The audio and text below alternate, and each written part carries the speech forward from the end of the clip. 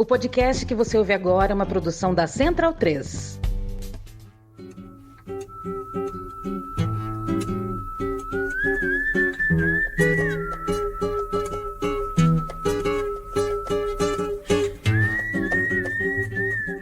Salve, salve! Central Cine Brasil no ar, voltando à ativa depois de um não tão breve assim hiato. Eu sou Paulo Júnior, esse é um podcast semanal que acompanha o cinema brasileiro contemporâneo, uma produção da Central 3. Toda quinta-feira tem um Central Cine Brasil novo no seu tocador de podcast. A gente está também lá no Instagram, Central Cine Brasil. Para começar o ano, a gente tinha que falar da mostra que abre os trabalhos do cinema brasileiro. Tradicionalmente, a gente vai falar da Mostra de Cinema de Tiradentes. A 27ª edição acontece agora, de 19 a 27 de janeiro, com um total de 145 filmes, 43 longas, 3 médias e 99 curtas. Eles somam 61 sessões de cinema e, entre os destaques, os homenageados: André Novaes Oliveira, de Ela Volta na Quinta, No Coração do Mundo, o recente O Dia que Te Conheci, o já clássico curta Fantasmas, Nossa Mãe Era Atriz, entre outros, e a atriz Bárbara Cohen, uma chance de rever, por exemplo, o filme Baixo Centro, de ver o recente Fogaréu, entre outros trabalhos dela, que é uma das mais importantes atrizes do cinema brasileiro na atualidade. A gente tem a Mostra Aurora, com 7 longas inéditos, também a Mostra Olhos Livres, com mais 6 longas inéditos, além de mostras paralelas, sessões especiais, retrospectivas, uma série de eventos também para além das sessões de cinema lá em Tiradentes. E para falar um pouco da Mostra de Tiradentes, para aquecer essa temporada do cinema brasileiro e para pensar um pouco no que Tiradentes está fazendo e no que propõe dessa vez para a edição de 2024, eu estou aqui com Murilo Costa, de volta também para o Central Cine. Tudo bem, Murilo? Fala, Paulo. Queria mandar um abraço aos amigos e aos velhos e novos ouvintes. Vamos começar o ano aí. E convidamos a Rafaela Rosa, membro da Rede Quino, pesquisadora em educação e cinema, também para bater esse papo. Tudo bem, Rafaela? Oi, pessoal. Tudo certo? Muito feliz de estar aqui com vocês para trocar essa ideia dessa que é uma mostra muito cara para mim, né? Que eu já venho estudando desde mestrado e estou muito feliz esse ano com a temática escolhida aí. Estou animada para a conversa. E para falar da Mostra de Tiradentes, a gente está numa chamada à distância com o Francis Wagner dos Reis. Ele é o coordenador da curadoria, ele também participa da curadoria dos longas com a Tatiana Carvalho e com o Juliano Gomes, e está aqui para falar com a gente sobre as escolhas, os desafios, a responsabilidade de tocar uma mostra que já chega a 27 edições, a identidade, a marca, né, de uma mostra que já é tão forte, tão tradicional, tão importante nessa abertura de ano aqui no cinema brasileiro. Tudo bem, Francis? Obrigado pela presença. Bom dia, tudo bem, Paulo? Bom dia também, Murilo, Rafaela, feliz de estar aqui. Então vamos conversar.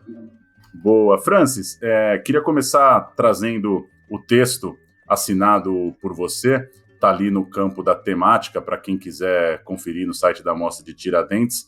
O tema desse ano intitulado As Formas do Tempo. E você, a primeira frase do texto é muito interessante, é muito boa. Você já começa o texto dizendo: quando falamos de cinema contemporâneo brasileiro, falamos do quê? E eu queria começar te ouvindo sobre isso, sobre essa provocação.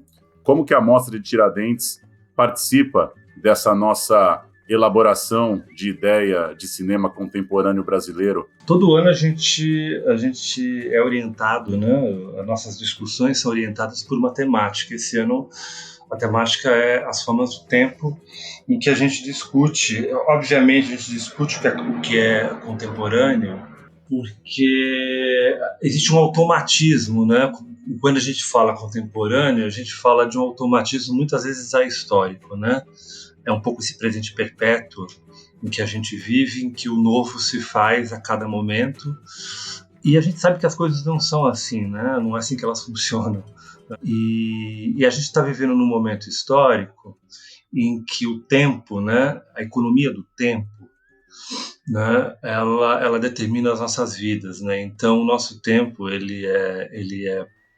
raramente nós não temos um tempo livre, né? O tempo livre, em alguma medida, ele foi suspenso. Até muitas vezes, enquanto estamos, por exemplo, em tempo livre, a gente está trabalhando. Na própria dinâmica das redes sociais, uma espécie de imersão radical nesse fluxo de tempo, né, que nos toma e que, em alguma medida, nós estamos trabalhando também. Porque, por exemplo, quando a gente dá os likes no Instagram, isso ajuda a enriquecer um pouquinho o Mark Zuckerberg, né? Quando a gente está, por exemplo, vendo um episódio de série, já nos sugere outro, né? A própria dinâmica do streaming nos joga para outro. A ideia do novo, né, ela se impõe de maneira bastante imperativa na nossa vida, que é uma dinâmica própria do mercado, né, da lógica da economia de mercado, né? O de ontem já envelheceu. Então a gente vive um tempo muito acelerado. E curiosamente o cinema se torna, né, a própria experiência do cinema. Eu não estou falando só do cinema como arte, modo de expressão, mas a experiência de ir à sala, a experiência, por exemplo, de atenção que o cinema nos exige, faz do cinema uma arte um pouco anacrônica. Por exemplo, se você vai ver um filme, você vai numa sala de cinema, ou você se propõe a ver um filme em casa mesmo, aí assim, todo filme, a gente pode até pausar em casa, mas todo filme pede uma imersão, pede uma experiência concentrada desse presente, desse tempo. Quando a gente vai ao cinema, a gente não pode controlar aquela imagem, pausar, voltar, né? E a gente está tendo uma experiência também, que também é coletiva. A gente está vendo um filme na sua duração sem precisar ou sem poder controlar o tempo e com outras pessoas. Então a experiência do cinema se torna uma arte um pouco anacrônica. E é muito curioso que eu vejo que alguns filmes do cinema contemporâneo, que me parece na contramão desse ritmo acelerado do tempo, talvez sejam as experiências mais interessantes do cinema contemporâneo, são aquelas que fazem do seu experimento com o tempo um tempo forte, que é um tempo que se faz sentir enquanto assistimos o filme, né? Eu não acho que é gratuito, por exemplo, por vários motivos, a gente pode falar de algum deles, um filme como Jeanne Dielman, da Chantal Akerman, está hoje em primeiro lugar dos melhores filmes de todos os tempos nessa lista recente. Obviamente, a lista quebra essa ausência, né, de figuras femininas no cânone cinematográfico, mas eu acredito que esse filme, especificamente hoje, porque acho que todas as listas de melhores filmes em suas épocas, elas não são só o gosto das pessoas né, ou a importância absoluta do filme, mas esses filmes que são colocados em destaque estão respondendo a alguma coisa. E eu acho muito curioso, nessa época tão acelerada, o filme como Jeanne Dielman está ser colocado em primeiro. Obviamente, há uma mudança de valores, né? O filme de uma mulher, de uma cineasta extremamente importante, né? Um pouco ostracizada pela historiografia tradicional. Mas, para além disso, da pessoa que faz o filme, que é um dado importante, obviamente, mas não desviemos também do que é esse filme efetivamente. É um filme de longuíssima duração. É um filme que está na contramão, né, desse tempo acelerado, produtivo, das narrativas, porque vamos pensar que a grande palavra de ordem hoje do mercado cinematográfico é narrativas. E eu acho que a narrativa, ao menos a narrativa que a gente vê nos streamings, nas séries. Eu não estou dizendo aqui eu não estou aqui tentando dizer que as séries não valem, não prestam. Não, acho que existem coisas muito boas, mas eu estou voltando um pouco a esse léxico conceitual do que é narrativa. A narrativa é acelerada, ela é rápida, é um arco que se faz segundo determinadas regras. Eu vejo, por exemplo, o trabalho de alguns montadores de cinema que estão muito acostumados ao mercado, a ideia de que você tem que montar com alguma eficiência, curiosamente ela não é da tradição, das grandes tradições do cinema, inclusive do cinema americano, mas ela vem do jornalismo, né, da imagem enquanto informação, ou seja, uma certa eficiência, né? Eu tô montando um filme meu agora recentemente, e alguns montadores já mexeram no filme. Qual não foi a minha surpresa quando eu vi o corte de uma cena e a dramaturgia da cena sumiu, só ficou a eficiência daquilo que acontece. E a dramaturgia no cinema precisa de um outro tempo, né? E eu acredito que um filme como Jeanne Dielman, ele trabalha uma dramaturgia do tempo e do espaço na contramão da mera narrativa dos acontecimentos. Então, eu acho que hoje, se a gente vai ver, né, os filmes selecionados em Tiradentes, a gente tem algumas experiências radicais com a duração do tempo e com a lógica, né, com a modulação dramatúrgica desse tempo, de um tempo espacializado, ou seja, um trabalho estético com o tempo que nos desafia cognitivamente, né? Tá lançando desafios, isso é muito interessante, né? Isso vai na contramão do automatismo cognitivo no que diz respeito da nossa relação com as imagens. Então, é um tema bastante amplo, a gente pode ir por diversos caminhos, né? Mas, por exemplo, o nosso homenageado, o filme dele, que passou nos festivais agora em 2023, O Dia que Te Conheci, é um filme sobre o tempo, ele se passa em um dia. É um filme que, inclusive, os protagonistas têm um desajuste com o tempo, no sentido de esse desajuste com o tempo, né, do trabalho, o próprio ansiolítico no filme, né, esses fármacos, é uma maneira de fazer com que o personagem consiga se adaptar melhor ao tempo das coisas, ao tempo do mundo. Então é muito curioso como o tema do André Novaes, em todo o seu percurso, é o tempo. Olha o Fantasmas, o que é Fantasmas, que é o curta dele mais famoso, o primeiro, né?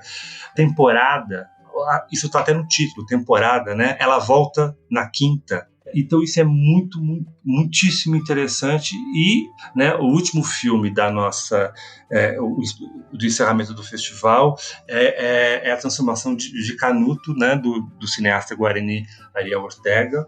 Esse filme, A Invenção de Canuto, por exemplo, ele tem uma construção temporal singularíssima. Provavelmente uma construção assim, eu não conheço a cultura guarani, mas certamente o filme está imerso numa concepção temporal da comunidade, das práticas, da memória, que não é comum a nós, né, a nós brasileiros ou ao mundo ocidental, né, brasileiros urbanos, né, brancos, e ao mundo ocidental, né? Então é um filme que traz assim uma concepção de tempo que eu acredito que é bastante radical, nova. Me parece que é talvez uma rara vez que a gente tem em Tiradentes filmes que não estão numa mostra temática, mas que respondam de maneira tão plena à temática, né? A gente consegue, sem forçar a barra, né, colocar na abertura do festival um filme que está discutindo a temática, e esse último filme, Transformação de Canuto, do Ariel Ortega e do Ernesto de Carvalho, é um filme que também nos dá uma perspectiva e uma experiência do tempo muitíssimo rara e provavelmente para muitas pessoas como eu, que inclusive conheço os filmes do Ariel Ortega e os outros, uma experiência nova. Interessante esse seu comentário sobre a experiência do tempo no cinema, Francis. A Carreiras do Cinema, inclusive, colocou esse ano como melhor filme o Trem que Lauquen, um filme argentino que tem 4 horas e meia de duração. Então, realmente tem um certo movimento de valorização, né, desse tempo do cinema. E no seu texto, onde você fala sobre essa temática, você fala bastante também sobre os streamings e a hegemonia dessas plataformas. Eu lembro que antigamente a gente ia na locadora, por exemplo, e entrar numa locadora diferente era uma descoberta, era entrar em um mundo novo. E hoje eu tenho a impressão de que é como se só existisse uma grande locadora universal, ou 3, 4 no máximo. E junto com isso, tem uma falsa impressão de disponibilidade, como se tudo tivesse ali. E o que não está ali não existe. Então, voltando assim ao exemplo da locadora, ou pensando até numa loja de discos, Você podia entrar numa loja muito boa e ficar fascinado, mas você sabia que não tinha tudo ali, né? E justamente a brincadeira dos cinéfilos, dos indies na música, era procurar as coisas escondidas, né? Os tesouros, as produções independentes, aquele filme que ninguém conhecia, a banda que ninguém ouviu. Você acha que ainda existe essa curiosidade de procurar em outros lugares? Ou tá todo mundo vendo as mesmas coisas?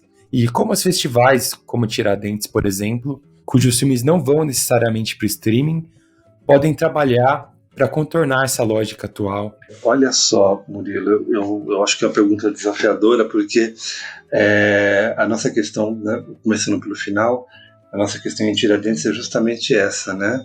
Como que a gente vai estabelecer um diálogo com espectadores, espectadoras, realizadores e realizadoras, acadêmicos, críticos e críticas, público comum que inclusive não se considera cinéfilo, sobre as imagens, né? Como que a gente consegue fazer frente a uma hegemonia que muito rapidamente se impôs como o principal vetor da cultura cinematográfica no nosso tempo, que são os streamings.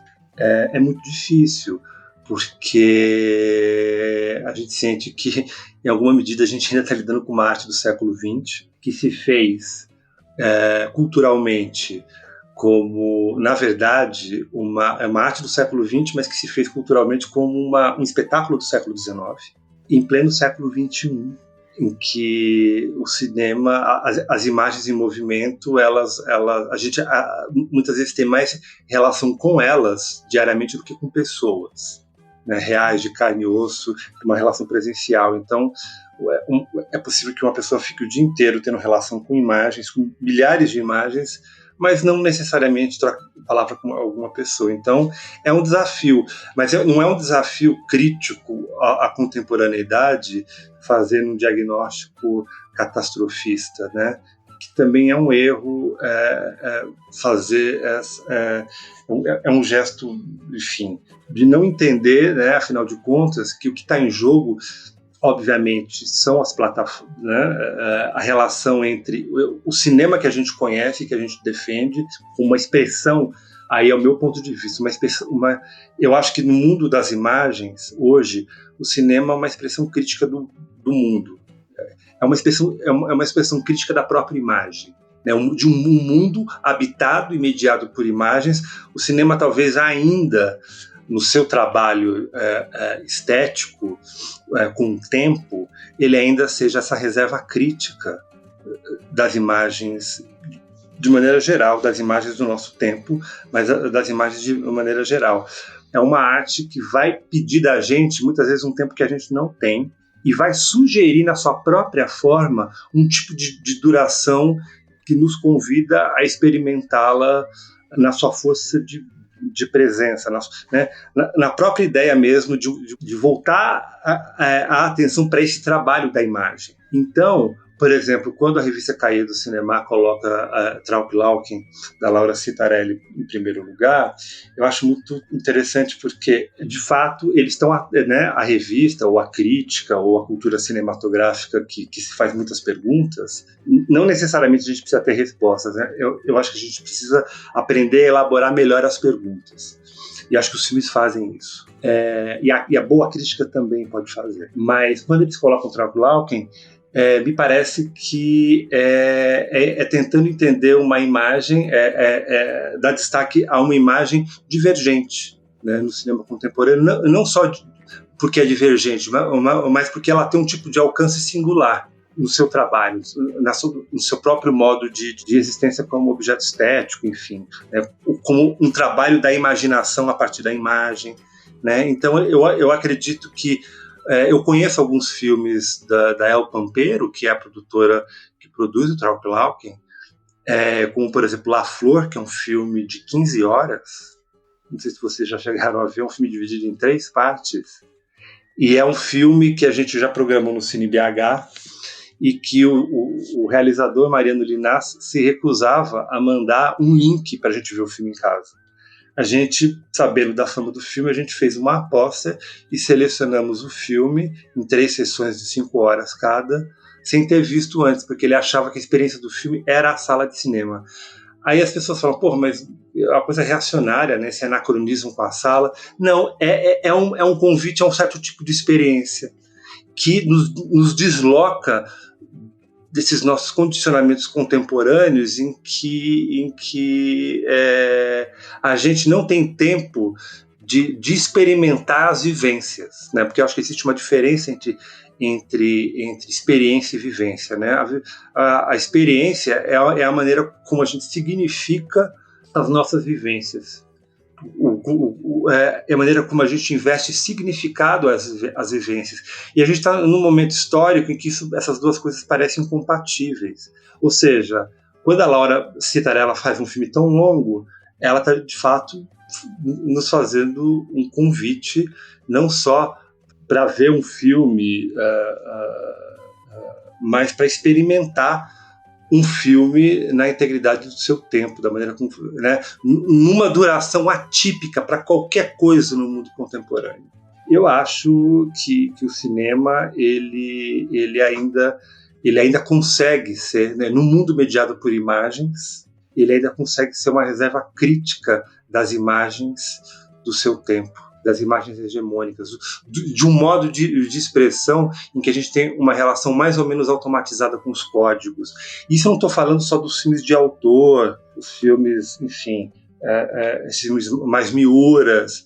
Às vezes, em determinados... A gente sabe que a indústria cinematográfica é complexa, e às vezes você tem, na própria indústria cinematográfica de Hollywood, alguns filmes que estão criando imagens, que criam imagens que nos deslocam do nosso lugar perceptivo, enfim, cognitivo, mais condicionado. Por exemplo, o próprio Scorsese tem feito filmes gigantes. É o autor, obviamente. Eu não vi, por exemplo, esse novo Avatar do James Cameron, mas eu lembro do primeiro, que já faz um tempo, mas é um regime de tecnologia, né, que a gente ainda está imerso hoje, essa tecnologia digital, é autorreflexivo sobre um tipo de tecnologia em que o sujeito é ele e é um avatar, onde você existe sem o seu próprio corpo original.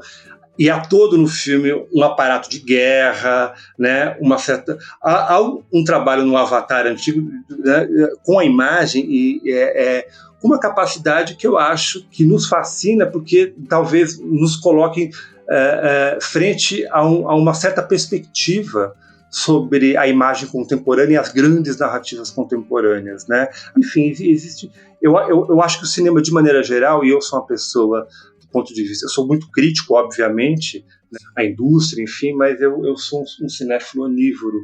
Eu acho que às vezes a gente encontra algumas pérolas no cinema, em qualquer lugar, seja num filme feito no Capão Redondo, seja num filme feito em Los Angeles.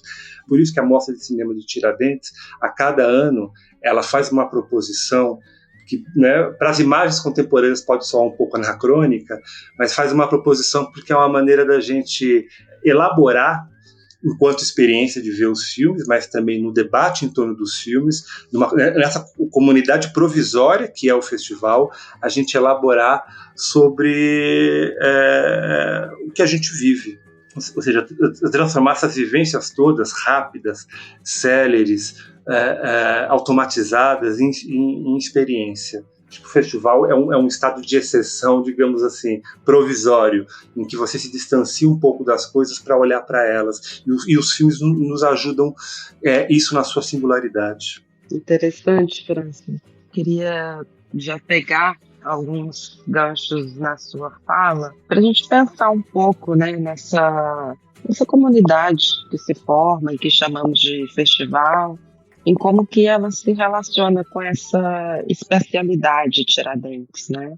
A gente tem ali os filmes na tenda, na Cine Tenda, tem os filmes na praça, no Cine Sesc, e eu queria entender como que a curadoria pensa essa distribuição, né, na hora de pensar que cada espaço, inclusive, vai dialogar e vai criar ali uma temporalidade, né, diferente, abrir, né, diálogo e espaço para diferentes públicos, né, que como você comentou e como quem é frequentador da mostra sabe, por ali passam pessoas com diferentes experiências com o cinema, né? Cinéfilos, não cinéfilos. Então eu gostaria de entender como que a curadoria pensa, né? Essa distribuição.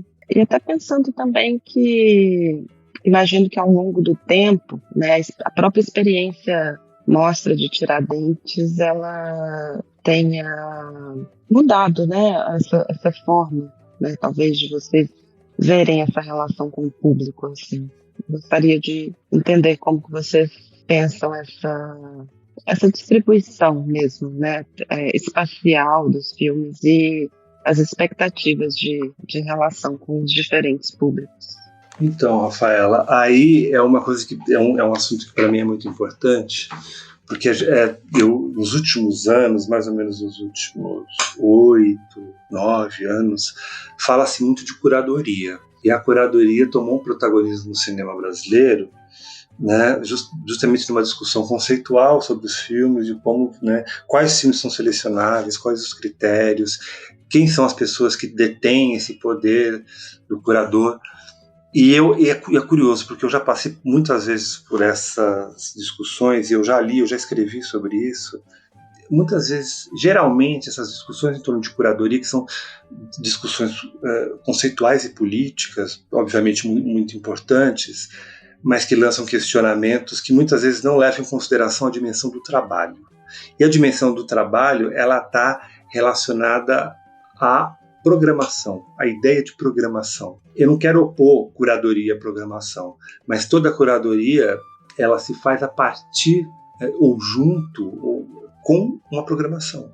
Você vai programar filmes para diferentes espaços, você vai escolher onde esses filmes vão entrar, quais filmes entram e quais não entram, que é um tipo de escolha muito difícil, né? Especialmente para mim, não é o tipo de escolha sem conflito, quem você seleciona e quem você não seleciona, quem vai ganhar ali um pedacinho, digamos, na história, porque vai estar registrado num catálogo, as pessoas vão escrever sobre, vão discutir, e aqueles que talvez nunca venham à luz. Isso acontece, é muito difícil. Então, quando a gente pensa em Tiradentes, a gente está pensando numa cidade, enfim, histórica, lá do sul de Minas, em que as duas principais... A mostra se dá principalmente em dois espaços públicos. Um é a praça, ao céu, né, a céu aberto, e o outro é a tenda, que é feita no Largo da Rodoviária. Eles montam uma tenda com capacidade para centenas de pessoas, que protege da chuva, enfim, do sol, que isola o som, né, ou seja, uma sala de cinema de fato boa, com uma ótima projeção. Enfim, acho que toda proposta curatorial tem um lado arbitrário de você fazer uma aposta que ela é uma aposta mesmo. A gente não sabe exatamente como que ela vai ganhar forma, né? Como que ela vai repercutir. Por exemplo, a gente tenta fazer uma programação na praça que ela é um pouco mais ecumênica. E quando eu falo ecumênica, o que é? Não sei se existe um filme que agrade a todos, mas um filme que talvez possa ser de interesse para pessoas muito diferentes. Sei lá, esse ano a gente colocou um filme como, por exemplo, Saideira, por exemplo, que é uma comédia, que tem digamos assim, que quem assiste tem uma relação imediata com aquilo. Quem está na rua, passa, olha, vai ter uma relação imediata com aquela imagem, né? E também tem o lado da praça de ter que ser classificação indicativa livre também, ou seja, aí tem uma questão judicial também, né? Não posso colocar, sei lá, Emanuele na praça, entendeu? Não faz sentido. Mas aí a gente coloca filmes assim, que é classificação indicativa livre, e que é para um público que muitas vezes está passando na rua, nem vê o filme e para ali e fica, né? Então são imagens que, em alguma medida, a capacidade de comunicação dela é um pouco mais familiar.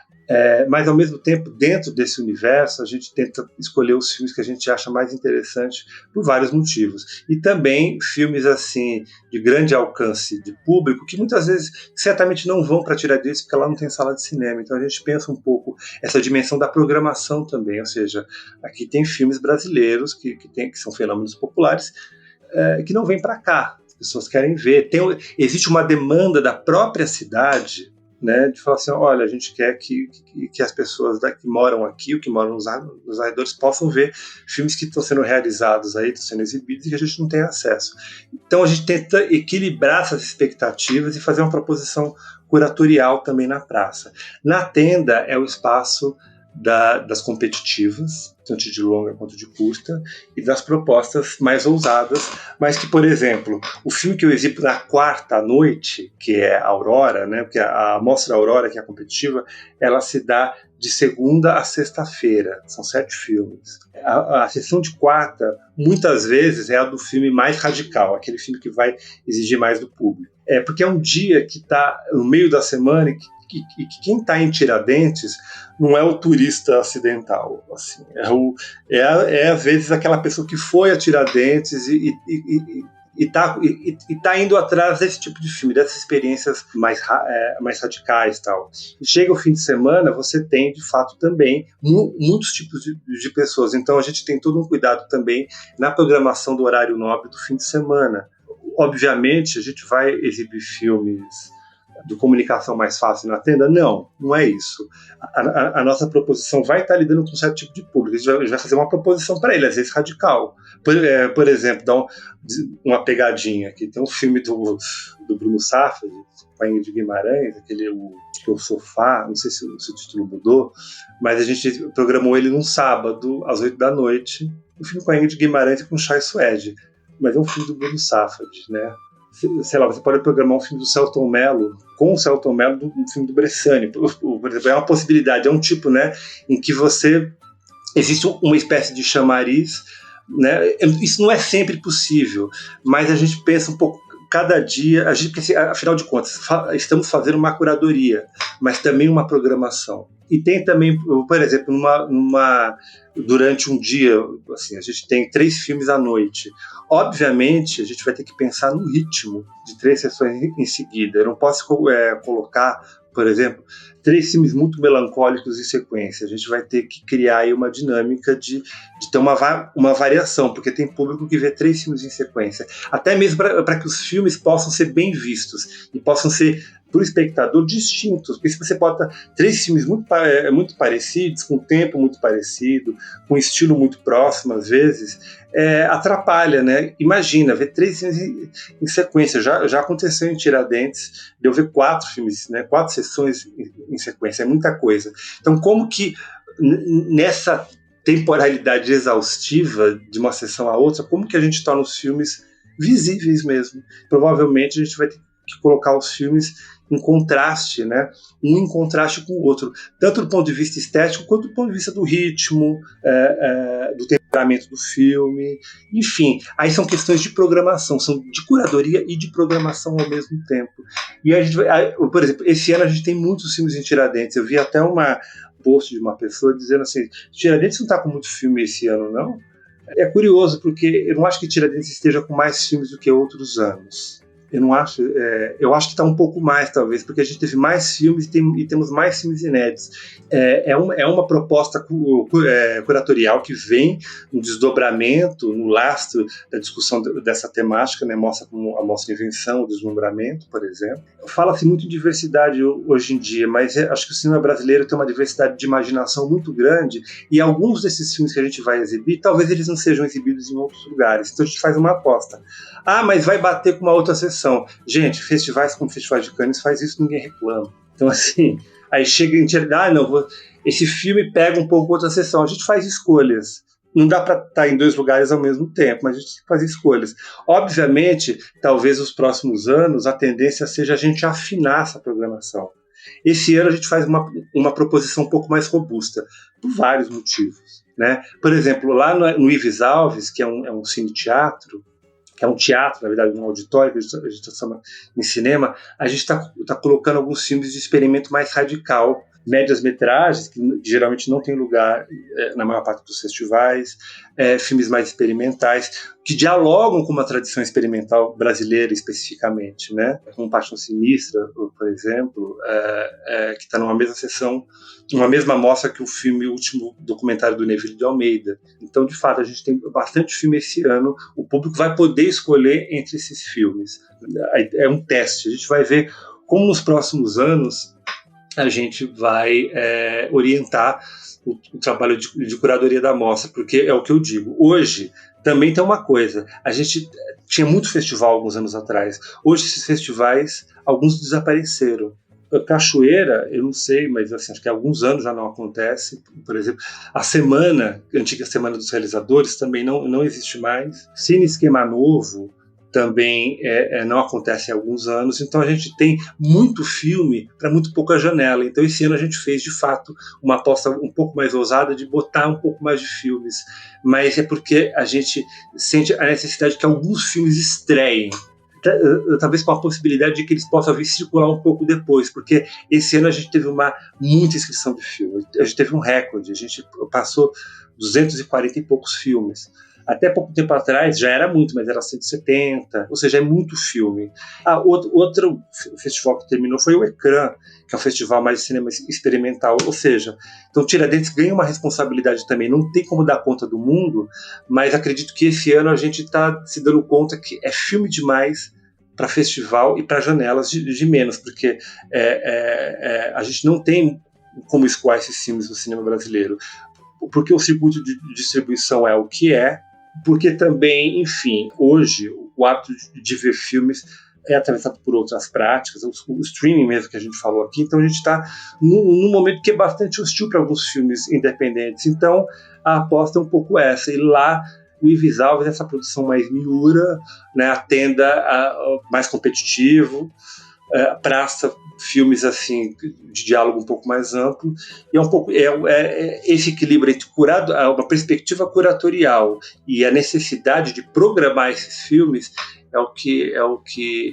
orienta o nosso trabalho. Boa, vamos fazer mais uma rodada rápida aqui para ouvir o Francis.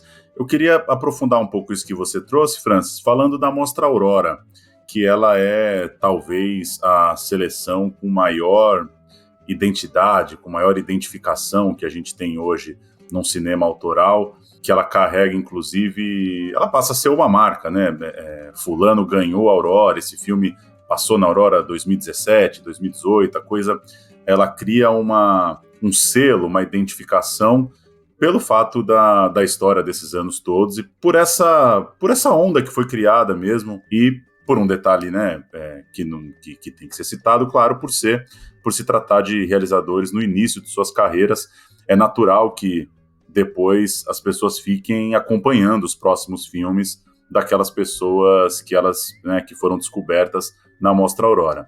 Eu queria te ouvir um pouco sobre qual que é hoje, o que você poderia compartilhar com a gente da seleção da Aurora, qual que é hoje o grande paradigma ali para vocês, o grande ponto de debate. Que turma é essa que vocês estão revelando de alguma forma na Mostra Aurora? Como que você vê filmes que passaram na Aurora aí nos últimos anos e você segue acompanhando esses realizadores ou a carreira desses filmes ou os próximos filmes? Enfim, que bicho é esse que sai da Mostra Aurora e que conseguiu, com muito mérito, né, da Mostra de Tiradentes, criar essa onda mesmo, criar essa ideia, ser uma coisa que, fazendo uma comparação com o futebol, você vê, tem essa coisa do, esse menino surgiu no Santos, esse menino foi criado no Flamengo, essa coisa de que quem acompanha já sabe o que isso remete, já sabe o que isso quer dizer, né? E acho que a Mostra Aurora tem essa força, ela já remete a um tipo de filme e a uma característica que eu acho fascinante como isso conseguiu ser criado ao longo do tempo. Então, Paulo, a Mostra Aurora, obviamente, ela é fiel à sua proposta de origem, né? Que é olhar para uma produção à margem, geralmente à margem, né, dos processos oficiais e dos métodos mais industriais do cinema, né? Que na época que a Mostra Aurora foi criada, né, digamos assim, vivia-se uma leve ressaca da retomada. Porque qual que era o discurso da retomada? Que existiam alguns processos oficiais do cinema, alguns métodos mais industriais, que era preciso ser seguido para o cinema conquistar uma relevância cultural e de mercado.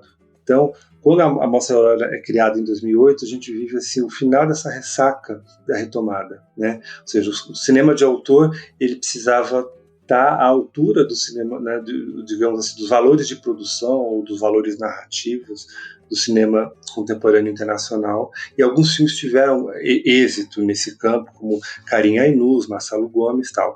Só que, quando o Kleber fez essa mostra, ele sentia em filmes que estavam aparecendo naquele momento, que eram filmes muito irregulares na sua forma, mas eles possuíam uma energia um pouco selvagem que faltava ao cinema mais profissional, que da falta de um termo melhor, autoral, né? E em 2007 ele viu ali 2 filmes, Conceição Bom é Autor, o Conceição, Autor Bom é Autor Morto, do Daniel Caetano, da Samantha Ribeiro, Guilherme Sarmiento, André Sampaio, Cintia Sins.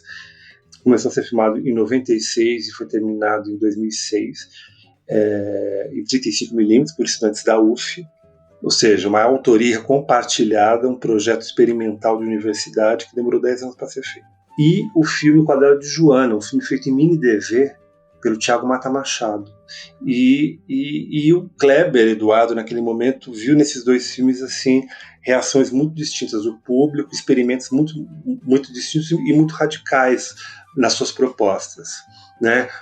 Às vezes com alguma irregularidade aqui e ali. Ele falou, tem uma produção que está aparecendo que não está se guiando muito assim pelos métodos mais oficiais, ou seja, editais, prêmios, tal, está utilizando dessas novas tecnologias de maneira amadora, mas absolutamente criativa, ou mesmo explorando essas tecnologias como nunca havia sido explorado antes pelo cinema de longa-metragem, experimentando novos modos de organização de set, e também isso coincide também numa imaginação nova. E aí o Kleber fez essa mostra para, digamos assim, para poder lançar esses filmes que convenhamos, é uma sacada genial do Kleber, mas o Kleber ele capta no ar algo que está presente no cinema brasileiro desde sempre, que são esses filmes que existem à revelia do sistema de produção e dos valores de mercado, que quer que seja do seu tempo. A gente pode pensar na produção super oitista dos anos 80, na produção de vídeo dos anos 80 e anos 90. A gente pode pensar no cinema experimental dos anos 70, incluindo aí o cinema marginal, que muitos dos filmes, inclusive, não estrearam comercialmente nas salas. Então a gente tem uma tradição do cinema brasileiro de se fazer cinema a partir de das circunstâncias históricas, materiais, enfim, do seu tempo, mas também muito, às vezes, muito em divergência com uma certa noção do mainstream, né, de valor, inclusive estético, do mainstream cinematográfico.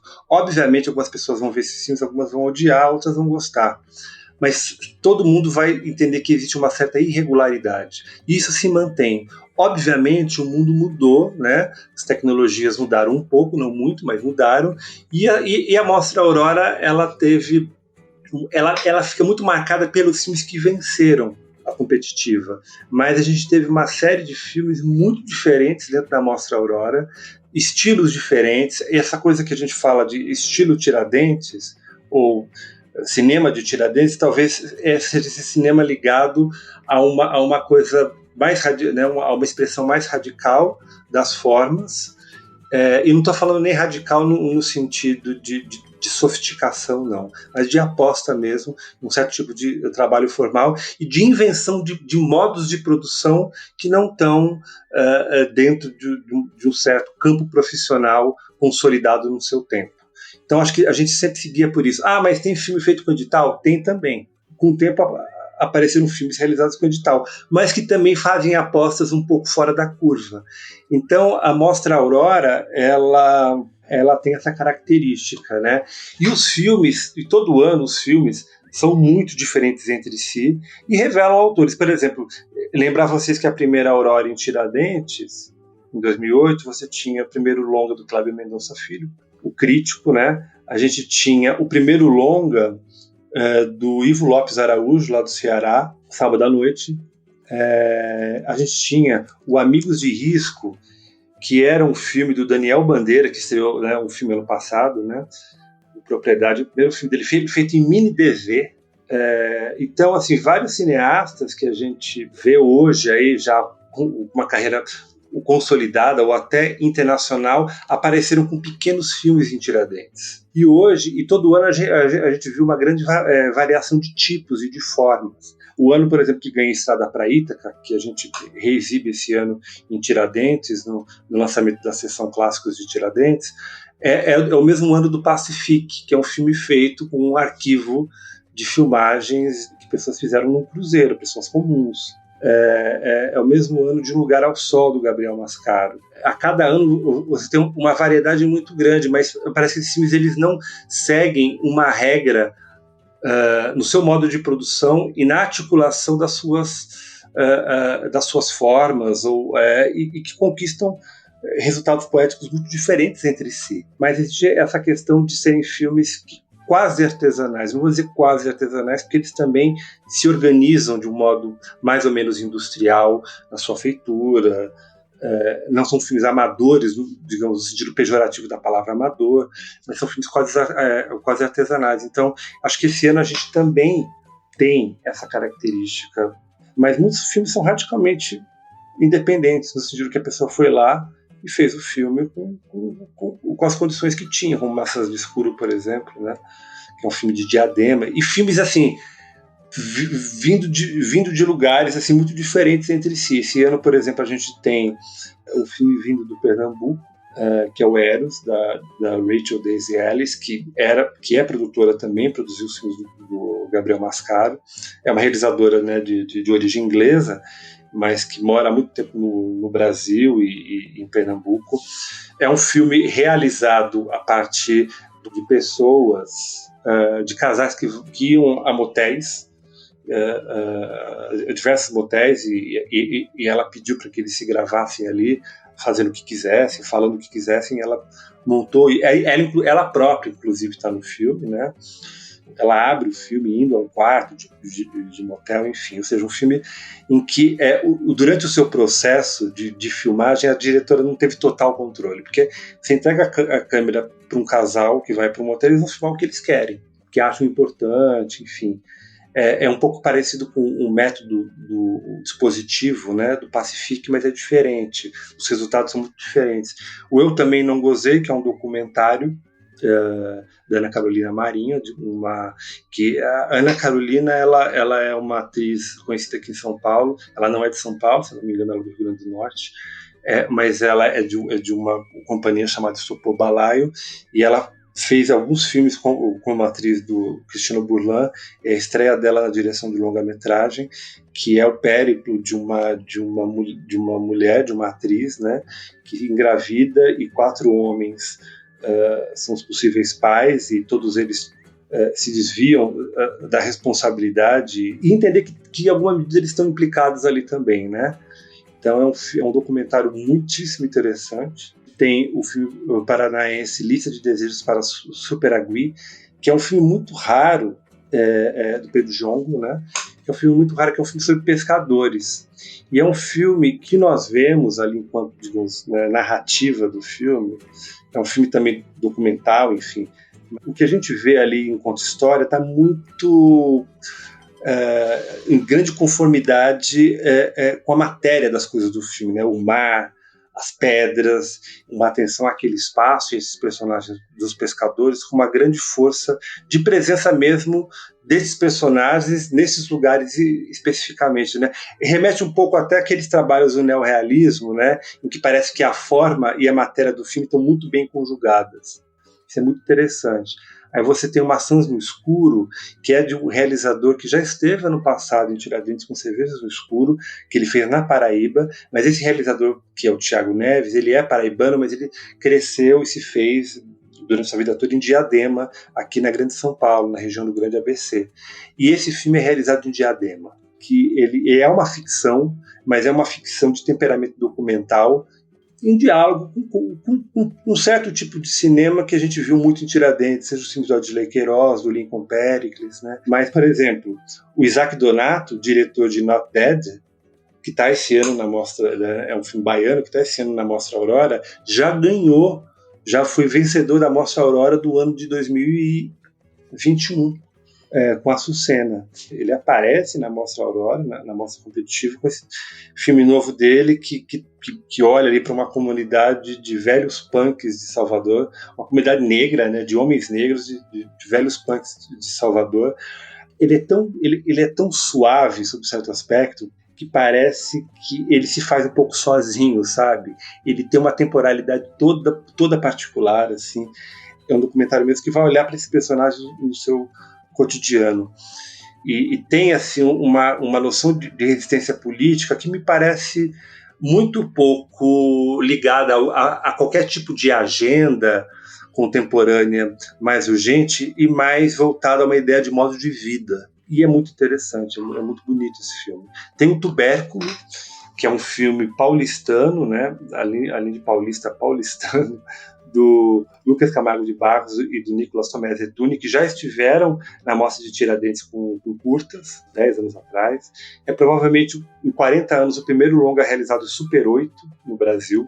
Obviamente, a projeção dele será em DCP, mas é um filme todo realizado em Super 8, um filme experimental, mas com um tipo de humor fino, uma ironia que é uma coisa que a gente não vê todo dia, de um personagem que deixa Portugal e volta para o Brasil e volta para o interior de São Paulo, né? Lembra um pouco aqueles filmes experimentais nova-iorquinos dos anos 80, 70, da Viviane Dick, por exemplo, só que com um outro tipo de temperamento, um outro tipo de humor.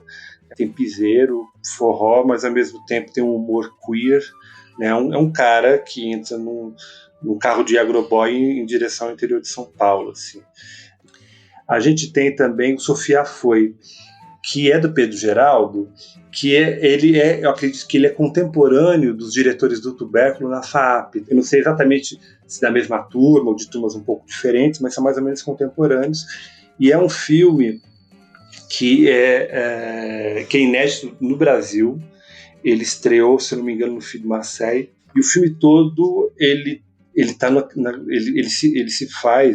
se passa naquele breu noturno da cidade universitária, com aquelas arquiteturas da FAO, e é uma personagem que está num momento assim limítrofe da vida. Existe uma serenidade estranha num filme que é sobre suicídio, mas ao mesmo tempo tem um enigma, né? Então é um filme que vai apostar na duração das imagens. Mas não é aqueles tempos em que a duração das imagens se dá a ideia de tempo morto. Não, a gente sabe que sempre tem algo em andamento, que algumas coisas vão se esclarecendo, o que está acontecendo, outras não. Tem um trabalho de montagem sofisticado, né, que vai e volta no tempo. Então, é um filme que, inclusive, traz uma complexidade na discussão da própria temática do ano, Nós Falamos do Tempo. E é um filme que acredito que vai gerar muita discussão. Enfim, acho que eu falei de todos os filmes, né? Francis, você falou sobre a questão de programar pensando na sala, no horário, no público, para criar realmente uma experiência. Uhum. Eu tive a oportunidade de ver o Trenquilauquen, que a gente comentou, em uma exibição Noite Adentro, no Malba, em Buenos Aires. E foi realmente uma experiência, né? E virou o filme do ano para mim. E eu fico até pensando, será que eu teria colocado como filme do ano se tivesse visto em casa, na televisão? Boa pergunta. Talvez não, né? Então, assim, eu sei que é uma pergunta difícil, aquela coisa, como perguntar para um pai qual que é o filho favorito, né? Mas se você precisasse recomendar uma sessão do festival, nessa missão de criar uma experiência realmente para o público, considerando tudo isso que a gente conversou, o que você mencionaria? Difícil, porque a gente tem, assim, eu recomendaria a todos, mas assim, como preciso fazer uma escolha, eu vou deixar de fora os filmes das mostras competitivas, que são 3, pelo motivo óbvio que são mostras competitivas e assim, e qualquer opinião minha sobre qual que eu acho o melhor, o mais interessante filme, eu acho que pode incidir aí numa preferência que talvez não venha a calhar para uma mostra competitiva, mas eu posso indicar os filmes da abertura, que são 2 filmes do André Novaes, que são 2 filmes inéditos do André Novaes. Um filme que ele tem 2 filmes, né? Um que eu ainda não sei o título, que é um filme que é um curta que ele dirige em parceria com Lincoln Pericles, que é um cineasta também, o Lincoln Pericles, importante para a Mostra de Cinema de Tiradentes, porque é um cineasta do Capão Redondo, que tem talvez experimentos assim tão inventivos quanto, sei lá, tem algo de godardiano, mas é outra coisa, né? Que é um filme que eles fizeram já há um tempo atrás, eles estão finalizando agora, e um filme que o título provisório é Quando Aqui, que é um média-metragem que o André Novaes está fazendo para a abertura, né, do festival, para homenagem, né, que é na abertura que a gente faz, enfim, os rituais da homenagem aos homenageados, que é a Barbara Cohen e o André Novaes. E por que eu recomendo esses filmes? Porque eles são inéditos, eu acho que ninguém viu esses filmes ainda, a não ser os próprios realizadores. Os dois filmes têm muito a ver com o que está em jogo na temática esse ano e com o que está em jogo na vida contemporânea, né, nos modos de vida contemporâneos, na imaginação contemporânea e no cotidiano contemporâneo. São filmes em que a poesia é tirada do cotidiano, mas não essa... Quando a gente fala de poesia do cotidiano, parece que são coisas sempre pequenininhas, de uma certa sutileza ali, quase inofensiva, de uma beleza plácida. Não é o caso, né? Acho que são filmes radicais na sua imaginação, porque eu acho que a ideia de radicalidade estética, ela faz sentido e ela tem força se é uma radicalidade imaginativa, e o André é um cineasta, né, pródigo nisso, inclusive se une a um outro, que é o Lincoln Pericles, em que ele faz o curta, que também é um cineasta em que os filmes são muito marcados por essa radicalidade imaginativa. Então eu recomendaria esses dois filmes. O Quando Aqui ainda está em processo de montagem acelerado para a estreia agora no dia 19, ou seja, ele tem uma semana aí, acho que já deve estar entrando em processo de finalização já, mas é isso, eu recomendaria esse filme, porque ele concentra tudo que está em discussão no ano. Além de ser o filme do homenageado, eu acho que ele é uma síntese de tudo que nos interessa nessa temática, nas propostas, né, na própria proposta de existência de uma mostra como Tiradentes. E é isso. E o André é prata da casa, fez oficinas em Tiradentes antes de ser cineasta, foi ao festival várias vezes sem ter filme, só para acompanhar. É um cineasta que, em alguma medida, ele se fez um pouco, ao menos, como espectador da mostra de Tiradentes. É isso. Bacana. Eu achei muito interessante, né, a entrada dessas novas mostras na programação, do deslumbramento e formação. E eu queria saber um pouco como estão suas expectativas aí, né, com relação a como elas vêm compor, né, essa identidade Tiradentes que já vem se formando aí ao longo dos anos. Então, as mostras novas, a gente tem, nas mostras de longa, a gente tem de mostras novas a Clássicos de Tiradentes, a mostra Deslumbramento e a mostra Invenção. A mostra, começando pela mostra Deslumbramento, esse ano nós temos dois filmes, né? Assim, os dois não são inéditos, já passaram no Festival do Rio, na Mostra de São Paulo, que é o Bizarros Peixes das Fossas Abissais, uma animação do Marão, que é um realizador importante da animação brasileira, e o Leme do Destino, do Júlio Bressani.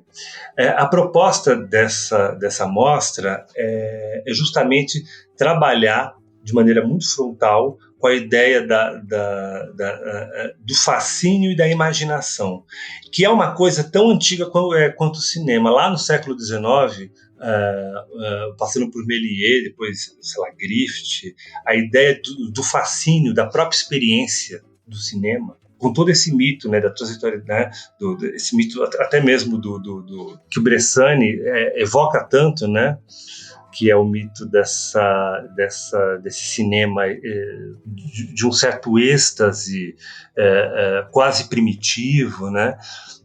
Então a ideia é trabalhar com esses filmes que vão um pouco por essa noção de um fascínio que se dá pelo seu experimento, né? É o cinema quase como experimento de bruxo ou experimento de alquimista. E acho que a gente fala um pouco dessa bruxaria que é o cinema, né? E esse termo, né, o que a gente usou, deslumbramento, vem de uma palavra escrita pelo Haroldo de Campos numa apreciação da obra do Bressani, em que ele disse que o cinema do Bressani era um cinema, e aí ele, como filólogo, ele fala do grego kinema, ou seja, movimento, que é algo capaz de provocar a epifania do olho, de flagrar o epos, a transitoriedade da luz, e por isso mesmo de deflagrar a descarga elétrica do riso descompressor e a alegria extasiada do deslumbramento.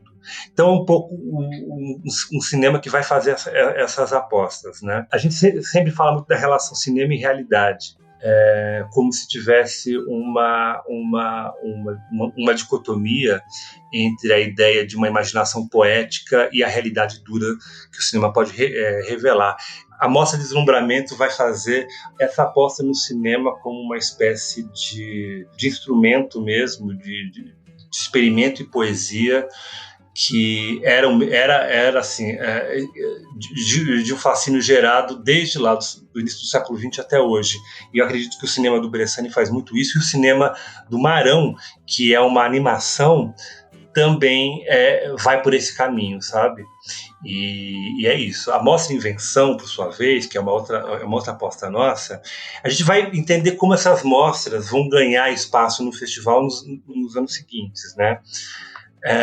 A mostra Invenção busca dialogar com uma certa tradição da invenção do cinema brasileiro. Por exemplo, aqui esse ano a gente tem o cinema do Neville de Almeida, que tem um cinema experimental, digamos assim, de impacto mais bruto. É um cinema de características muitas vezes mais desviantes daquilo que a gente está acostumado a ver, inclusive nos filmes de autor. Então você tem, por exemplo, um filme como o da Amanda Devuski, que é um média, que esteve ano passado na Aurora com Vermelho Bruto, que é um filme chamado Artificial, porém muito sensível, que é um filme de média-metragem, com intervenções assim, na própria imagem, assim, de depoimentos de mulheres. Você tem uma intervenção gráfica nessas imagens.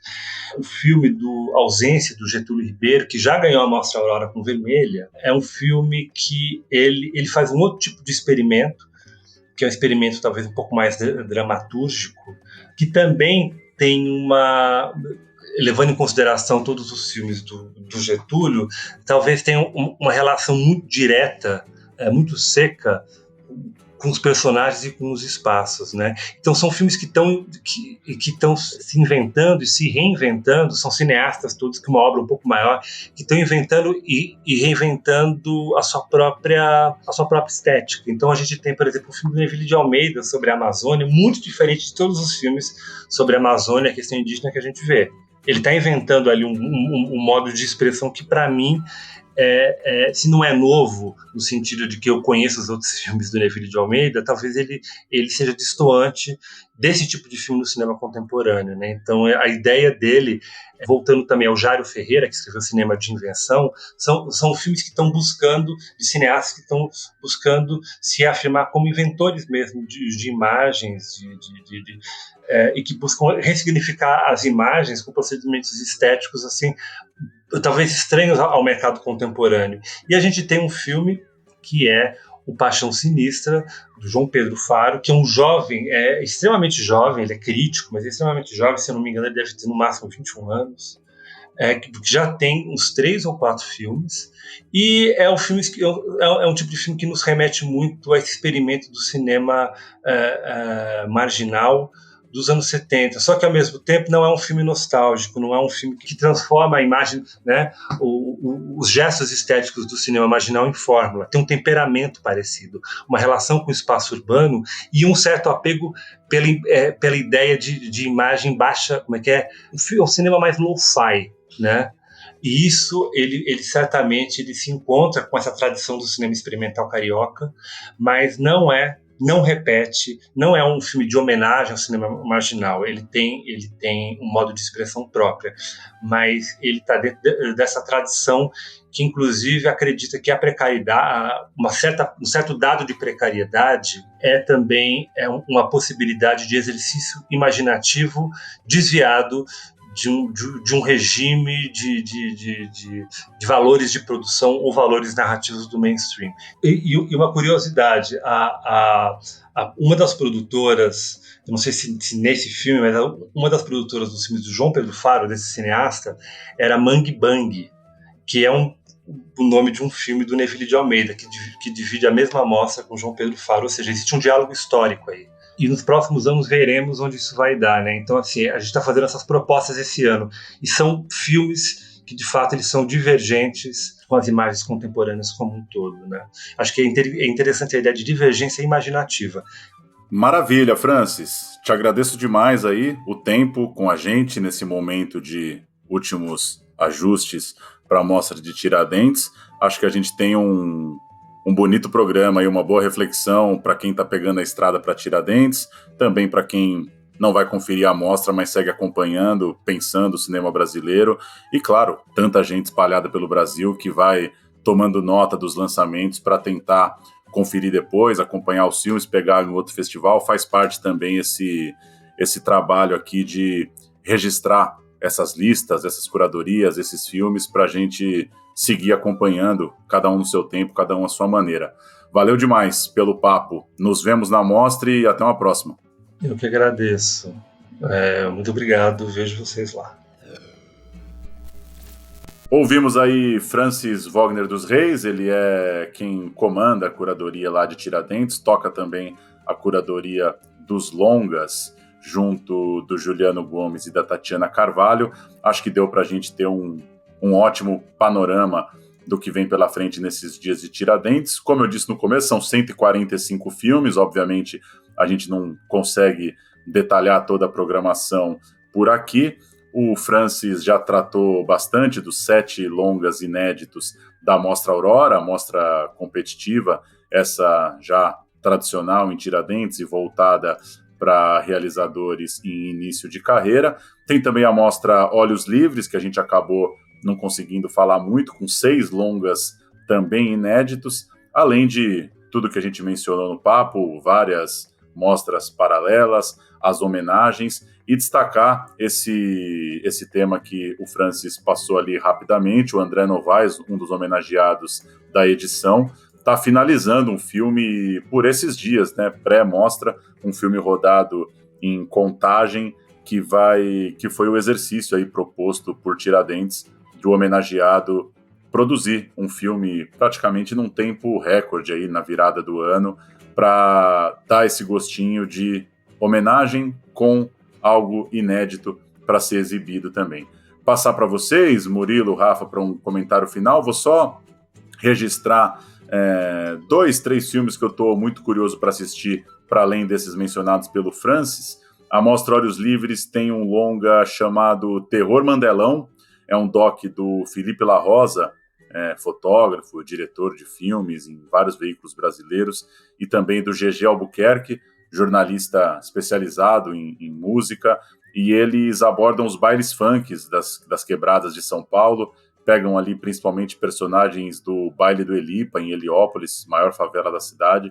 Estou muito curioso para ver o Terror Mandelão, acompanho o trabalho deles e acho que vem coisa boa por aí. Tem funk mandelão, funk automotivo, funk consciente, funk... todo tipo de funk, entendeu? Eu mesmo prefiro mesclar tudo, fazer todos os tipos de música, mas o meu forte mesmo é o funk bruxaria. A Festa de Léo, o filme que já rodou por alguns festivais, não consegui assistir. É um filme da Luciana Bezerra e do Gustavo Melo, se passa no Vidigal. Também estou a fim de ver. E o Francis passou rapidamente aí pelo Bressani, Leme do Destino, reforçando, do Júlio Bressani, está na Mostra Deslumbramento. Acho que é outra sessão que vale a pena, acho que é uma ocasião especial para assistir um novo Bressani. Tem 2 filmes que me chamaram bastante atenção na programação. Programação muito complexa, muito rica mesmo, né? 145 filmes, vários temas de programação muito interessantes. Mas se eu tivesse que dar 2 destaques, assim, o Eros, que é da Raquel Daisy Ellis, uma cineasta britânica, mas radicada no Recife, que trabalhou bastante com o Gabriel Mascaro, é o filme que o Francis comentou que se passa nos motéis, né? Filmado pelas próprias pessoas que frequentam os espaços. É muito interessante porque a gente às vezes não para pensar, mas esse motel é uma coisa muito brasileira mesmo. Eu estava até recentemente lendo Hello Brasil, o livro do Contardo Caligares, o psicanalista, e ele cita de um jeito muito abismado com os motéis brasileiros, a questão da decoração, dos espelhos, as luzes, acessórios, e ele cita como uma coisa muito única. Ele diz que até existem os motéis de passagem na França, o albergue transitório na Argentina, mas essa suntuosidade brasileira, assim, fascina o olhar estrangeiro. Então, deve ser bem curioso mesmo o filme. E também queria mencionar Aquele que Viu o Abismo, do Gregório Gadanian e Negro Léo, que o Gregório é um cara que passou aqui pelo Central Cine com o Inaudito, documentário sobre o Lenny Gordon, que morreu recentemente, inclusive, e tem um olhar muito próprio, muito autoral, realmente. E esse filme tem uma equipe interessante também, né? Tem o João Dumans, de Arábia, na montagem, o próprio Negro Léo participando na produção, direção e roteiro. Então tem tudo para ser um filme muito interessante e provavelmente visualmente muito rico também. Eu confesso que estou com expectativa bem alta para a mostra Deslumbramento, assim como você, Paulo, estou bem curiosa com o Bressani. É isso, acho que achei muito interessante, né? Como que Tiradentes faz esses exercícios de curadoria também, se permite essas experimentações, né? De trazer alguns filmes que não necessariamente, né, eles estão ali dentro da proposta original da mostra e da temática. E vem o Bressani com essa proposta, né, mais poética de produção mesmo, né, da possibilidade que ele nos dá de experimentação ali do filme. Então, acho que é o filme que eu mais estou esperando, assim. Boa, só para dar um giro de algumas últimas notícias aqui do cinema brasileiro, já são 4 produções nacionais confirmadas no próximo Festival de Berlim, nesse mês de fevereiro. Betânia, do Marcelo Botta, rodado lá nos Lençóis Maranhenses, está na Mostra Panorama. Quebrante, da Janaína Wagner, acompanha uma personagem na rodovia Transamazônica. Shikun tem direção de um israelense, o Amos Gitai, mas é produzido por uma produtora brasileira, a Ventre Studio. É um filme inspirado numa peça de teatro, se passa lá em Israel. E o Curta Lapso já rodou alguns festivais, pude ver no Festival de Curtas de São Paulo, passou também no Cine BH, um filme da Caroline Cavalcante. Se passa ali com 2 adolescentes que estão cumprindo serviços comunitários obrigatórios depois de uma infração. Curta muito, muito legal. Bom demais que o Lapso vai passar em Berlim. Roterdã, tradicional festival holandês, está na edição 53, começa nesse 25 de janeiro. Também tem uma vasta programação brasileira. Retrato de um Certo Oriente, do Marcelo Gomes, é uma adaptação do livro homônimo do Milton Ratum, um livraço, aliás. Praia Formosa, da Júlia Simone, retrata a história da Muanza, uma mulher do Congo que é traficada como escrava aqui para o Brasil, e a Júlia faz o resgate dessa história em Praia Formosa. A Paixão Segundo o GH, do Luiz Fernando Carvalho, outra adaptação de um livraço brasileiro, né, livro homônimo da Clarice Lispector. Grace, do Leonardo Moura Mateus. Levante, filme já bem premiado, da Lila Halá, estreou em Cannes, inclusive. Firebrand, o novo filme do Karim Ainuz, também está lá. A atriz brasileira Carol Duarte, o filme italiano que ela participou, La Chimera, vai passar lá também em Roterdã. E ainda alguns curtas, Potenciais à Deriva, do Leonardo Pirondi, O Silêncio Elementar, da Mariana de Mello, Se Eu Tô Aqui é Mistério, da Clary Ribeiro, Um Tropeço em 5 Movimentos, da Valentina Possé. Muito filme brasileiro lá na Holanda. E, para fechar, registrar uma estreia dessa quinta-feira, 18 de janeiro, Tá chegando aos cinemas Turma da Mônica Jovem, Reflexos do Medo, do Maurício Essa.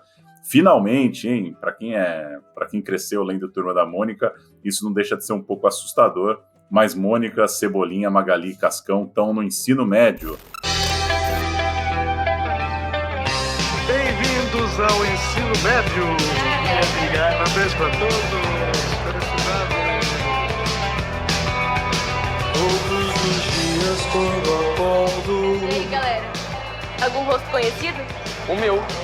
O cara que logo vai ser o aluno mais brilhante do colégio. Pode anotar aí. Viraram gente grande. Turma da Mônica Jovem, que já tem muito tempo, que virou uma linha ali da produção do Maurício de Souza, agora adaptado também para o cinema. Maurício Essa é o diretor desse par de filmes, né, A Menina que Matou os Pais e O Menino que Matou Meus Pais.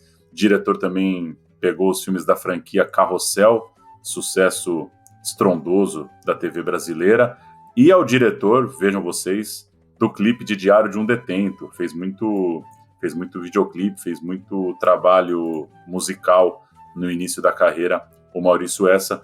Fica o registro de mais um verão, mais uma vez, férias escolares com lançamento da Turma da Mônica nos cinemas brasileiros. É isso, gente. Bom demais o papo com o Francis e ótima maneira de retomar o programa nesse começo de ano. E muito legal a presença brasileira nesses festivais internacionais, né? Você citou ali vários filmes em Berlim e Roterdã, pareceu que a gente estava falando de um festival brasileiro mesmo, assim, tamanha representação que a gente tem. Inclusive o La Quimera, que você mencionou, que tem a atriz Carol Duarte, esteve em várias listas de melhores do ano, agora no finalzinho de 2023. Boa, a Carol Duarte eu não dei muitos créditos, mas rodou agora por novelas também, né? Ficou muito conhecida no cinema com A Vida Invisível, né? Ela faz a Eurídice Guzmão, né? No filme que foi o escolhido, inclusive, né? Do Brasil para tentar a corrida do Oscar, filme do Karim Ainuz. Pelo menos foi ali que apareceu com mais força a Carol Duarte, e desde então ela tinha um trabalho longo no teatro, e desde então já tem aparecido também algumas coisas na TV Globo, né? E muito legal ver uma jovem atriz brasileira. A Carol deve ter 30 e pouquinhos anos, não muito mais do que isso, participando, né, sendo convidada para um filme rodado lá na Europa. Fez Chão de Fábrica também, um curta que rodou bastante aí, já depois do Vida Invisível, a Carol. E aí, vocês querem mencionar alguns filmes de 2023, só como exercício para a gente encerrar o programa, olhando um pouquinho para o passado também? Eu ia até falar mesmo que eu ainda não assisti O Dia em que Te Conheci, né, do André Novaes, que é um super filme de cotidiano que eu gosto muito e que tá total dentro dessa temática das formas do tempo, né, que eu acho que essa forma de fazer cinema, de se aprofundar nesse tempo dilatado do cotidiano, ela tem aparecido aí nesse cinema contemporâneo mineiro, assim como também foi com Marte 1, né? Uma forma que vem me interessando muito e que também estou com uma super expectativa aí para assistir, porque não consegui ver no ano passado. Massa. As duas sessões que eu mais vou me lembrar de 2023, de fato, O Dia que Eu Te Conheci, assisti no Festival do Rio e sala cheia, bonitaça, equipe toda, foi muito bonito. E acho que o filme... Acho que a sessão que eu mais me recordo do ano é Mato Seco em Chamas, do Adirley e da Joana Pimenta. O filme deve ter estreado em fevereiro, março, por aí. Lembro que foi mais no começo do ano. Para mim, enfim, foi o meu filme favorito de 2023. Ele já tinha rodado os festivais em 22, né? Mas estreou em 23, Adirley e Joana com Mato Seco em Chamas, que já tá no Globoplay, né? Se não me engano, tá no Globoplay. Além dos aluguéis tradicionais aí, né, YouTube, Google, coisa e tal. Sou suspeita para falar do Adirley, que eu sou muito fã dele. Realmente, Mato Seco em Chamas merece uma menção, né, de 2023, grande filme. Tava lembrando aqui da época que eu me envolvi numa fita louca aí com a minha irmã, a Chitara. Ela, conseguiu um mapa aí de um bagulho de uns dutos de petróleo que passavam por baixo da terra.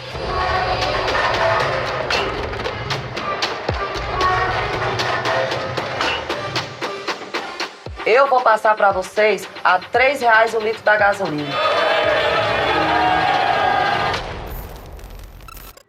Eu mencionaria o Tia Virgínia, do Fábio Meira, que acho que tem a Vera Holtz no papel ali muito diferente do que a gente está habituado a ver ela na televisão. Virgínia. Wanda e Valquíria se uniram, né? Pra quê? Pra me perseguir. Não casei, virei empregada. Ela não pode achar que essa casa é dela. Ela não tá falando coisa com coisa. O Andanças, documentário do Pedro Brons sobre a Beth Carvalho. E O Pedágio, da Carolina Markovics, que é um filme que me marcou bastante também. E acho que conversa com o Carvão, outro filme dela, e acaba estabelecendo até um estilo muito próprio, né? Aquele filme que quando você assiste ele, até o filme anterior da diretora, faz mais sentido, né? Começa a encaminhar uma coisa mais autoral. Então achei bem interessante nesse sentido.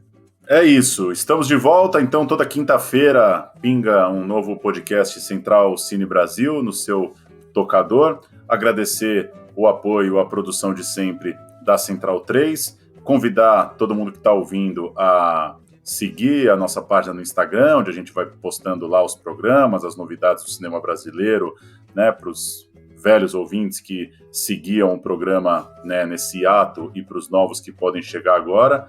E é isso. Seguimos toda semana tentando trazer um papo com alguém que vem tocando de alguma forma o cinema brasileiro por esses tempos. Valeu, gente. Até mais.